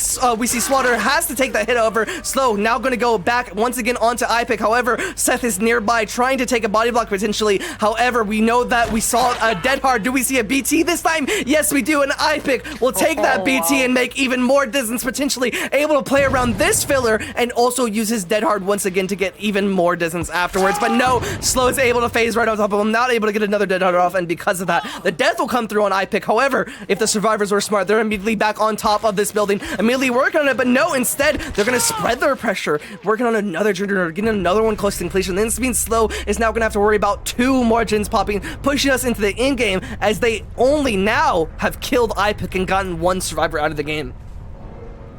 Yeah, only 1 survivor so far. We do need a slowdown now from the 3 we won, but that wouldn't be that significant if the survivors are already done with the generators. At least one of them is going to pop here. 4 generators completed now, so it is going to be a very tight game and a very nice hill too. The spotter is going to get healed, so that's going to remove the risk from the survivor team. They're just chilling over here in the houses area. 1 is going towards the corner of the map, the other 2 potentially split up on the main building. That is not the easiest 3-gen to break though for the survivors, but on the other hand, Slow always needs to make that extra turn and go upstairs in the main building, so that's going to cost a little bit of time, but Swatter already in the next chase here. How long will he be able to take a stand up with the killer here? Not for so long. That's a quick injury running all the way towards the water tower, but keep in mind, if this survivor would die on hook, there would be 6 stages and a nice one here by Slow. That's going to be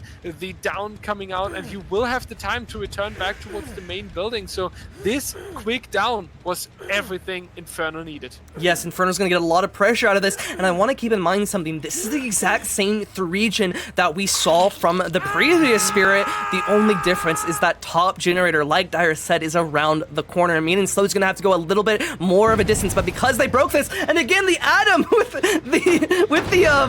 the deliverance that we saw from the last game that lost all the pressure for the Spirit there is going to come through from the side of Infernal this time. And now that we're at 25 to 25, that deliverance is going to mean that, again, the Spirit's pressure is going to be lost because that Swatter, the only person that Slow really wants to find right now, but really can't commit to, because Excise and Seth are nearby waiting for this generator, waiting for Slow to leave, waiting to hop on it and get it completed. Swatter as well, however, is probably hiding. Oh, but we do see a little bit of the top of that Adam's head. We are going to find him. He's in the corner. We know it's not Decisive Strike. We know it's not Dead Hard, so the down is going to come through. And, ooh, I was going to say potentially the Eruption, but the survivors aren't on that gen just yet and will hop off before the down comes through, meaning that they're going to immediately be able to hop on it, and that Call of Brian is going to alert us just to that. Another 2 points for the side of Infernal here. However, they're going to be very, very hard pressed to try and get another down, another hook on both of these survivors if they want to result in either a tie or trying to get 2 more kills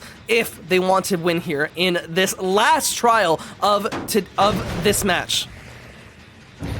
This is so close. This is way too close. This is just really insane, and I have to take back my prediction because I'm not sure about anyone taking this game anymore. It could be both ways, and it's just 1 generator away into the end game, but then you also have a no one escapes death right there. So just a few stages away. Seth is injured now. If this is a quick down once again, we would have the 6 stages already, and we need 8 for the confirmed win here. So this is a very nice down here for Slow Galio. SWAT is still injured as well, a risky move there if you would put this survivor on a generator. On the other hand, if you go for the heal, you lose more time, and that is going to be a basement hook as well. So really difficult to save from here, and on top of that, on the last gen gets stopped. Seth dies in basement. There would be enough for Infernal. Ooh, it comes down to this, but the Noed is close by, and we do have it up, meaning Slow's going to be able to camp this so eventually. It really just comes down to whether or not these survivors are able to sneak by. They're going to try and potentially go for a reset, but that is not going to be enough, as we know about that Noed. Excise, the only person on the fresh hook here. They need to make sure that either Seth is able to get out or Swatter is the one who takes that death. You know, you really don't want either Excise or Seth to go out here, and Slow knows that, so he's going to continue camping this shack and trying to force the survivors into a difficult situation. There's no way that they can come in and get a safe unhook. The phase is up as well. Slow has all the power here. It really comes down to whether or not he makes a mistake, or if the survivors are able to go a huge big brain play. We see Swatter running in with a sprint burst. He's not gonna be able to make it. However, that's no head speed. It's just gonna be enough. However, in time, Seth will still be able to get unhooked, meaning Slow still needs to get it down onto somebody else. We could see X-Eyes potentially on that door right in front of us, and if that is so, that could mean that the survivor gets out. They are on the door. This could be the 2-man out. This could be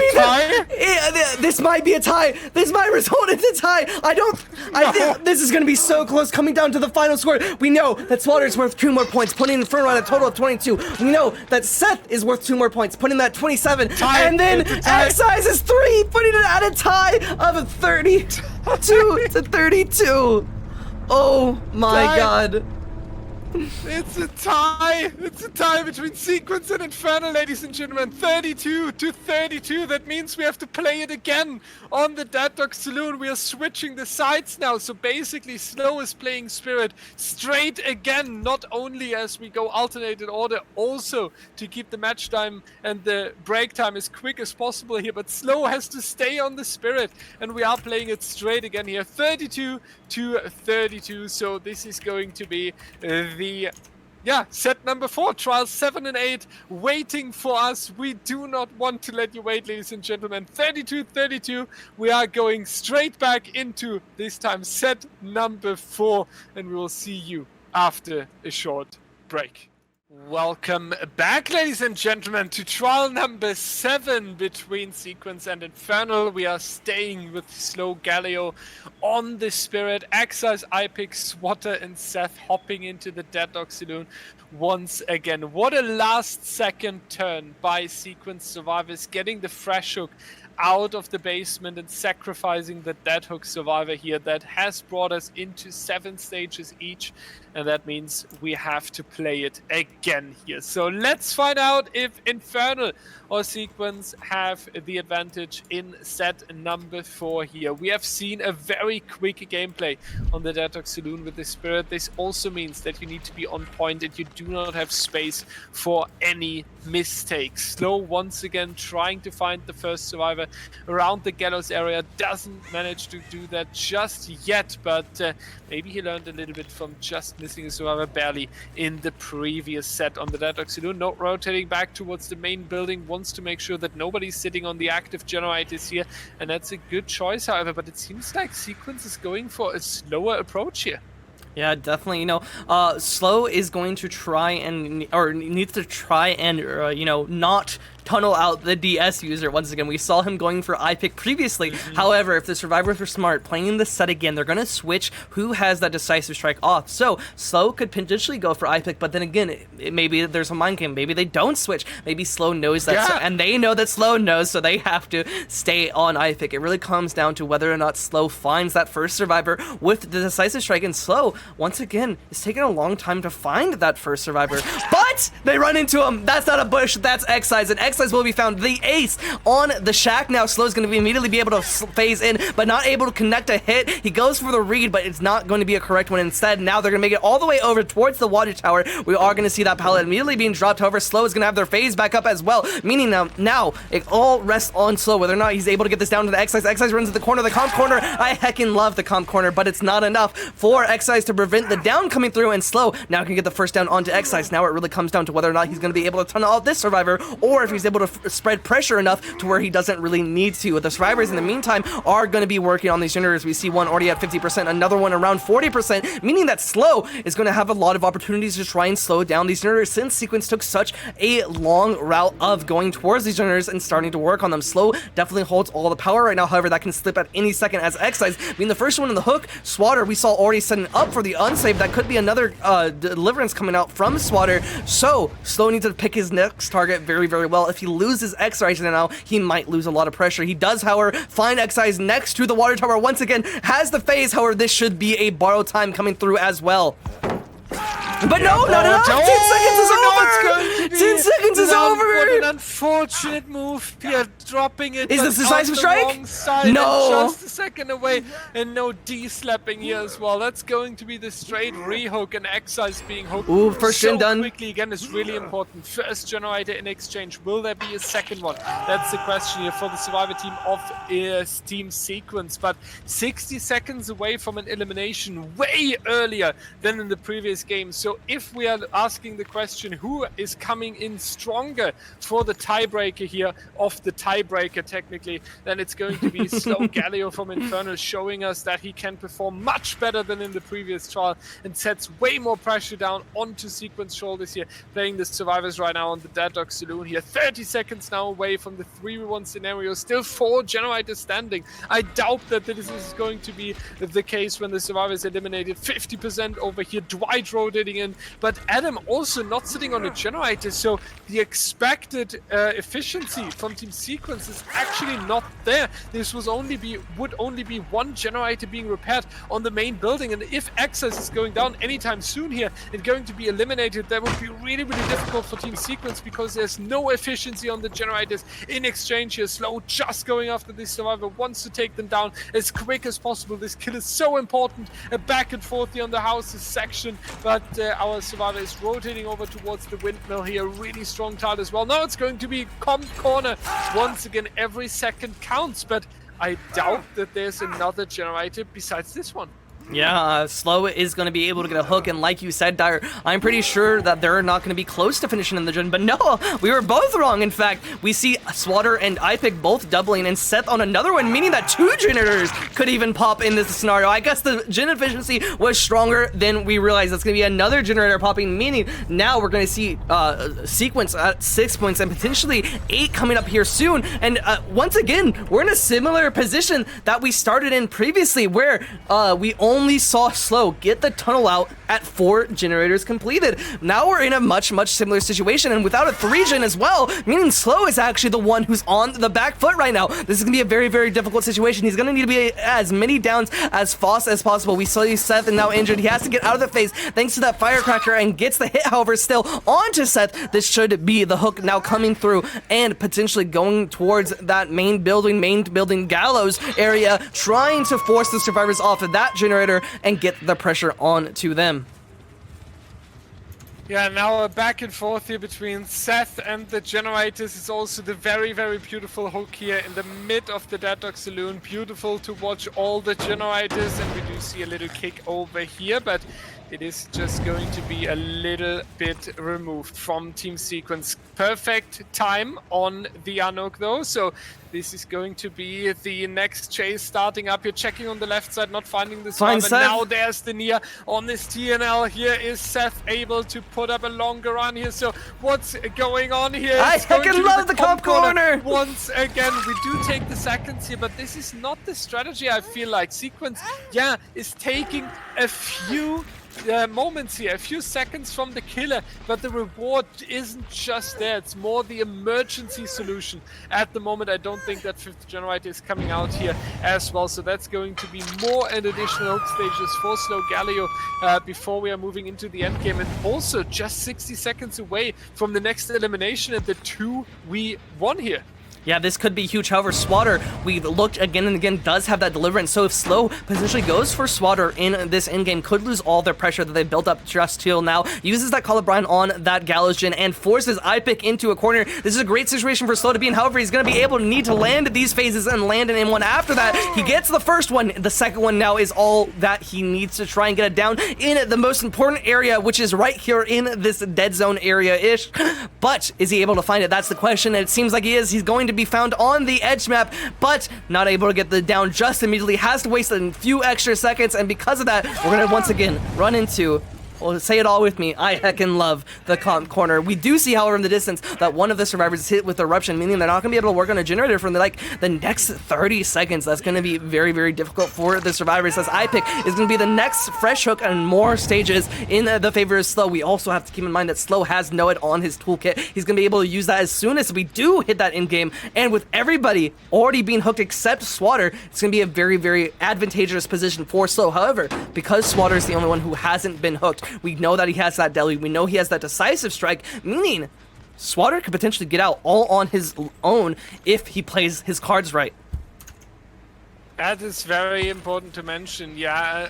I wonder if the eruption hit on that survivor also is a sign of a little bit of losing focus and concentration here in trial number 7 now, because that's not something we've seen from Sequence happening before. Maybe just a little bit of a one-time error there. We are going to find out in a second here. There's still one generator to go, a few seconds away from the end game, a few more percentages of progress before we are moving into the final seconds of this game here. Slogalio doing really, really good, has 6 stages already. The previous trial was 7 stages for his Spirit, so I really think he's going to outperform himself here and collecting more points. That's going to be really, really important. Back towards the main building there, the scratch marks. The survivor over here has a pallet death, but just holding W towards, once again, the corner a little bit at least, with a not so dangerous filler pallet. So that needs a very, very excellent looping here. That's going to happen one time. Now it's going to be the second one, the 50-50 coming out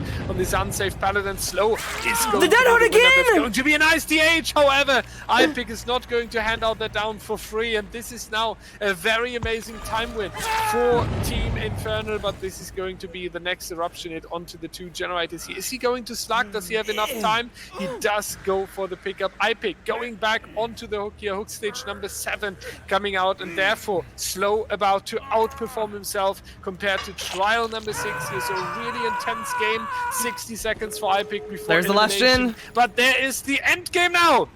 Yeah, it all comes into whether or not Slow is able to find Swatter, and if he does find Swatter, if he's able to keep him on that hook and prevent him from getting out right now, he finds Seth, which honestly, knowing that Swatter has that DS-Deli combo, to me, that means that Seth is going to be the best find right here. But, oh, you also have to keep in mind something that I forgot, but just now remembered. DS does activate in-game, meaning that Swatter actually might be a little bit more advantageous than I thought. So, Slow, going to need to find one more person, but who is it going to be? Is it going to be iPick again? Is it going to be Seth? Or is it going to be the one worth 7 points, Swatter? That's who you want to find. That's who you want on your deathbed right now. We see iPick once again heading for that comp corner. However, what you need to find right now if you are Slow is that Swatter, but iPick once again with these excellent dead hards is going to be able to dead hard at the last second again and get away from Slow. Slow not being patient with his M1s, and because of that, iPick has been abusing him with that dead hard, and Seth and Swatter, because of that, will both get out, meaning that Slow loses that potential 7 points, but will gain 2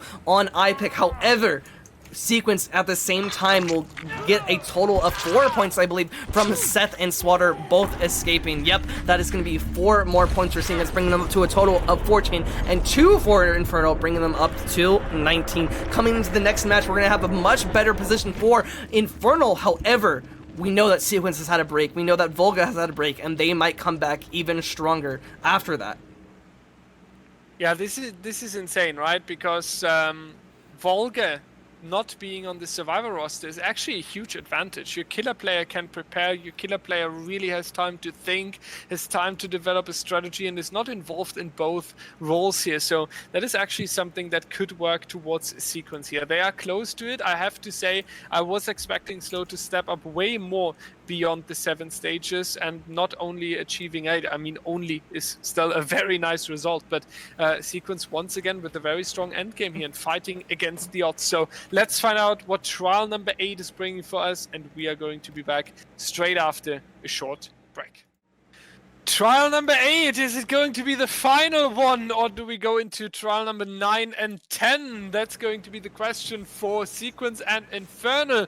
Coming out with Volga for Team Sequence here, the dangerous, very, very experienced killer against Pedro, Chrissy, Mordo, and Slogalio once again. Consistent players, consistent rosters facing each other here now in set number 4, technically, as the third one was a tiebreaker. So we're replaying the Spirit on the Dead Dog Saloon. If you just hopped in, you should definitely go back later and watch the entire match, because what a banger match is ahead of us here still with trial number 8, but also what was this trial number 1 the to hands are 7 slow so here? early. Such a back and forth, and this is not the start you're looking for on the Survivor side. Remember how slowly Sequence was playing there in the last match, really able to cut down 60 seconds, and now we have just 30 seconds and already the injury. Ooh, here. and the down of it's still Shaq! going to be the down, and Shaq next to the basement in the Not middle playing of the safe. Deadlock Saloon.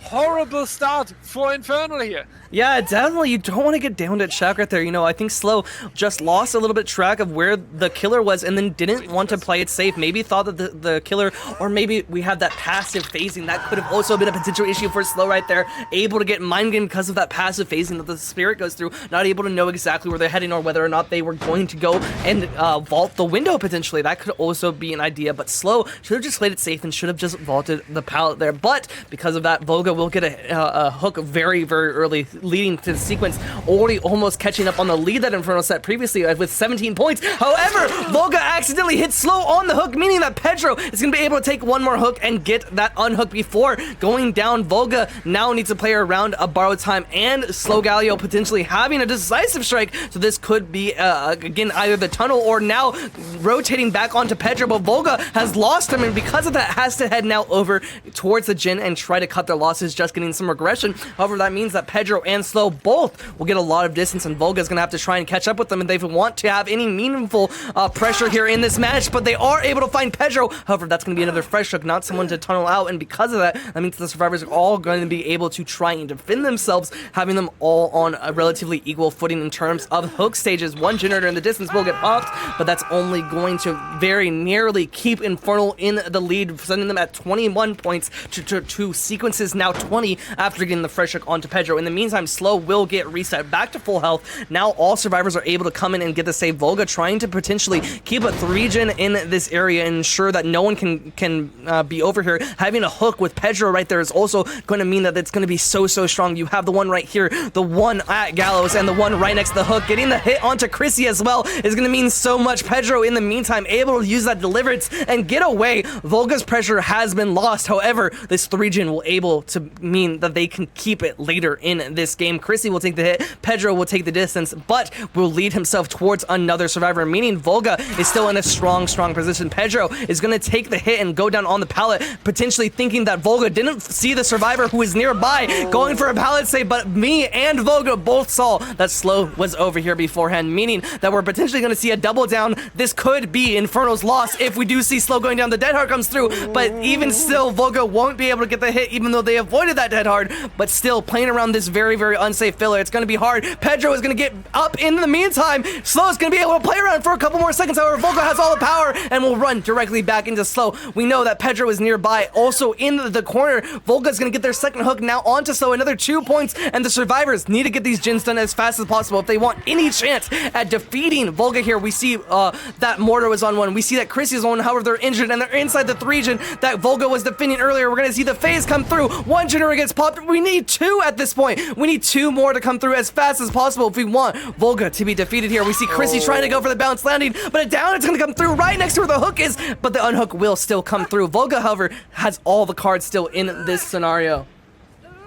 Yeah, very difficult situation here for Team Infernal. 4 stages already, quite across the board. That's the good news. So you have nobody that could be eliminated anytime soon except Slow. So you should heal them and get them out of the way there and make sure that they are playing really careful from now. But besides that, there's not that much gen progress going on. The generator of Mordo that was just completed by the survivors is now the only one that they worked on, so there's no generator beyond the 20% mark. So Volga has a lot of time for himself here. Ooh, He's stuck. switching back and forth between generators and the hook, but a perfectly timed unhook there in the distance, forcing Volga to return, and is going to cost quite some time here. However, the survivors nowhere to be found, but Volga is just going to cut them off here because he knows that they have run behind the main building. Very nice move here. There are the scratch marks, and that's going to be the phase as well. Is it going to be a quick down here? That would be horrible for Team Infernal. You have to break this wall, though. This is going to be a lifesaver for Infernal survivor, rotating over towards this generator over here. The survivor leaving the area there. He's still healthy as well, so that would be 2 hits here that could be taken. A potentially long chase coming in, and that long chase is really, really important. Mordo still with the tribute towards Pepsi there in the name, and now going back towards the gallows area, trying to take distance as quick as possible. Ooh, but the down! not able to make it. It's the down. Nice chance. Another fresh. With the balanced landing, but not enough to outplay Volga here. Third generator coming out, but Volga still in a good position, still with the control over the match. And now able to hook the also 3-gen. bringing back the hook back towards the 3-gen here. Look at the beautiful triangle, and whoever the Adam is, we saw you. That was not a good stealth action right there. So Pedro is potentially taking the next injury here on top. Ooh, yeah.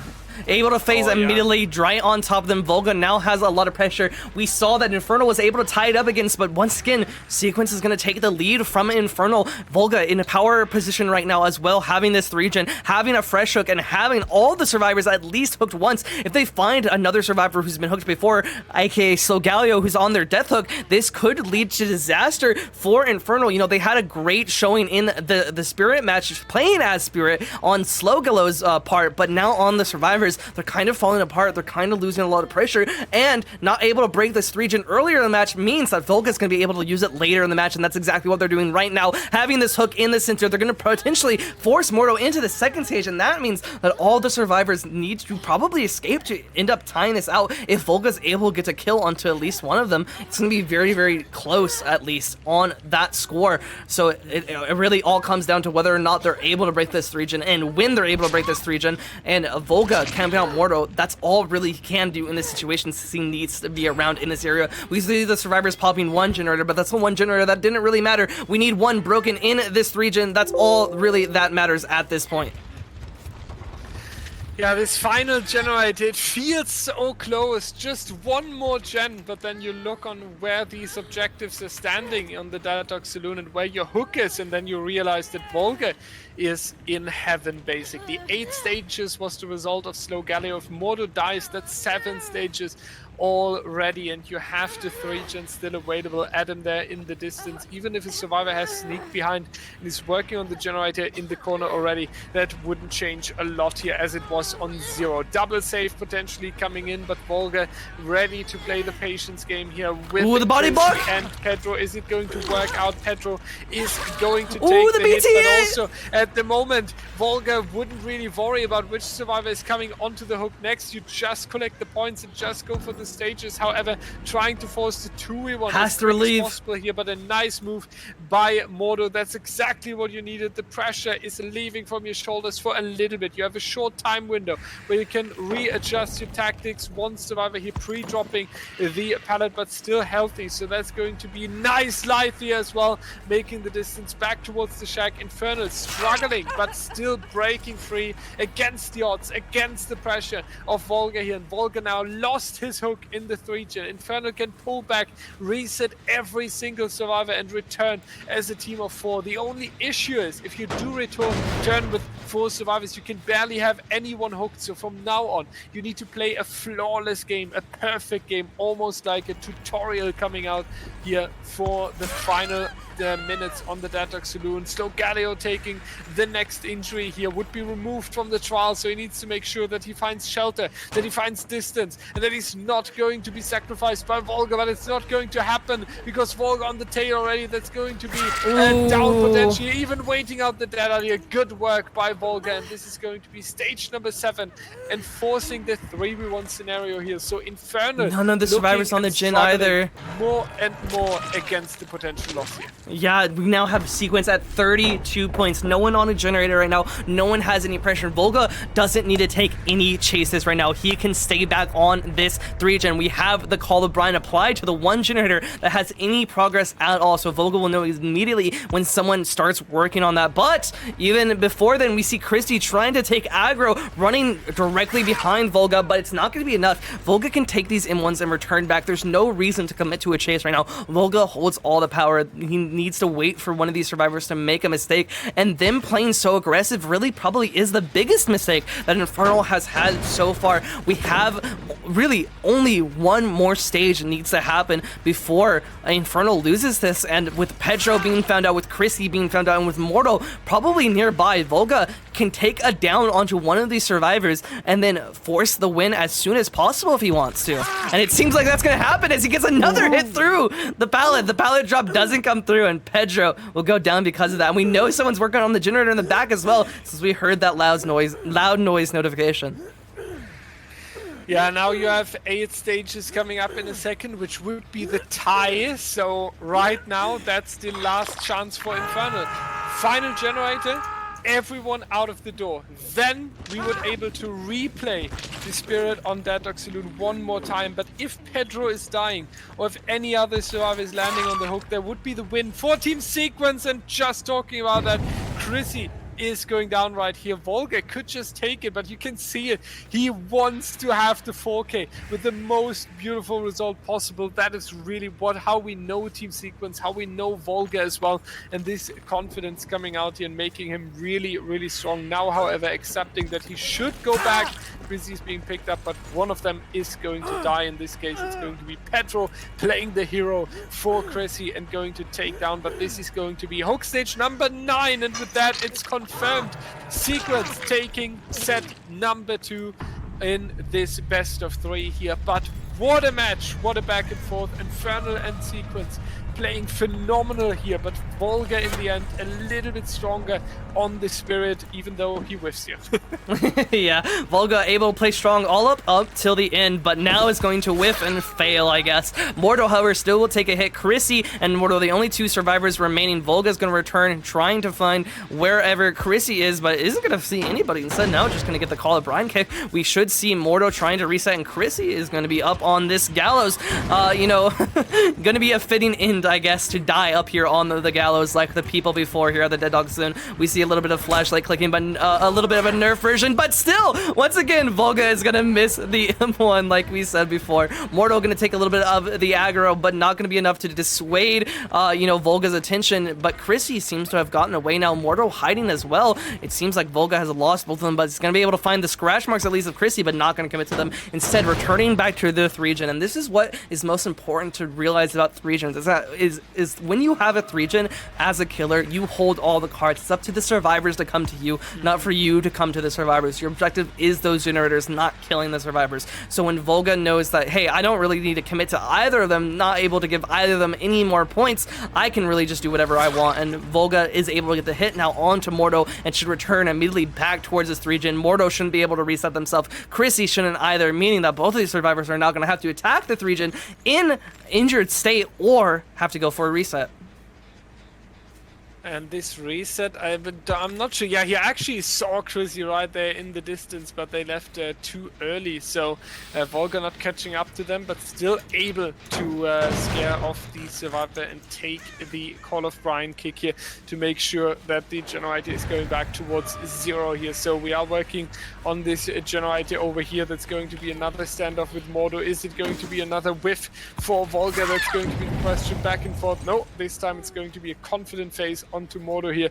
We do see Eruption triggering on the generator over there again, and now he wants to finish it off with Chrissy, pushing Sequence into the semi-finals of the winner's bracket with a 4K towards the end here, taking all the confidence. That's going to be such an interesting one here, seeing Sequence moving forward, especially since they are playing against Eternal. We can reveal this opponent coming up here. So what a game ahead of us. Eternal versus Sequence here on the weekend. That's going to be a really, really, really interesting match. But Volga now losing track of the survivors once again. That's going to be another chance for a pickup here. So the Bush tag, unfortunately, I think Volga wants to do the gins with them.